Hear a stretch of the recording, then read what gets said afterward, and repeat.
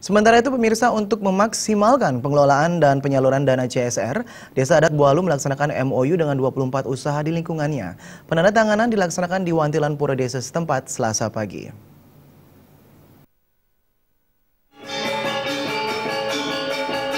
Desa Adat Bualu Wayanwita mengatakan MOU dengan 24 perusahaan dilaksanakan untuk memaksimalkan potensi dan pengelolaan dana CSR dari berbagai bentuk usaha di lingkungan Desa Adat Bualu. Didukung tim asistensi dana CSR, Desa Adat Bualu menargetkan mampu menghimpun dana CSR hingga 50 juta per bulan.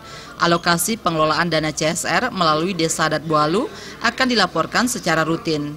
Ini diharapkan akan mendapatkan dukungan lebih banyak lagi perusahaan di lingkungan Desa Adat Bualu. Beliau-beliau yang sudah menanam modal di Desa Adat Bualu, saya selaku pendesa selalu mendoakan agar usaha mereka itu tetap maju. Kalau mereka sudah maju, sudah tentunya perhatian terhadap masyarakat pendamping. Saya yakin itu pasti mereka akan lebih memperhatikan apa program kita khususnya di Desa Adat Bualu.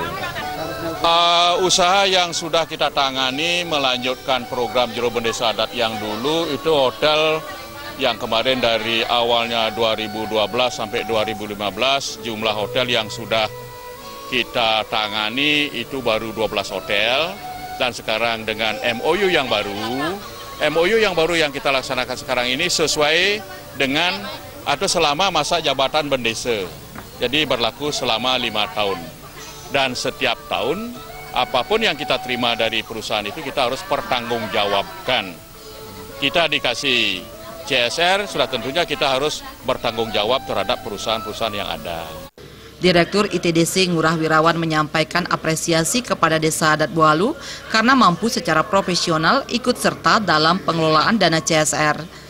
Dana CSR yang terkumpul diharapkan mampu tersalurkan, tepat guna, serta mampu dipertanggungjawabkan dengan baik.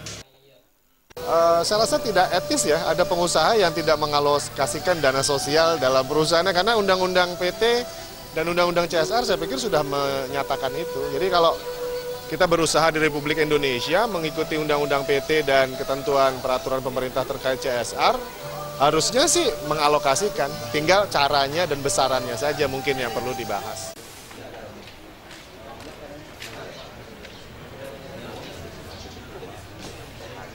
MOU pengelolaan dana CSR perusahaan dengan Desa Adat Bualu yang didukung dengan pembentukan tim asistensi dana CSR merupakan optimalisasi dari pengumpulan dana CSR sejak tahun 2012 yang mencapai 900 juta rupiah. Kedepan, tim asistensi dana CSR Desa Adat Bualu akan meningkatkan kerjasama pengelolaan dana CSR dengan 54 perusahaan di seluruh kawasan Desa Adat Bualu dengan target pengelolaan dana CSR mencapai 1,5 miliar rupiah per tahun. Suteja dan Ratna, Bali TV.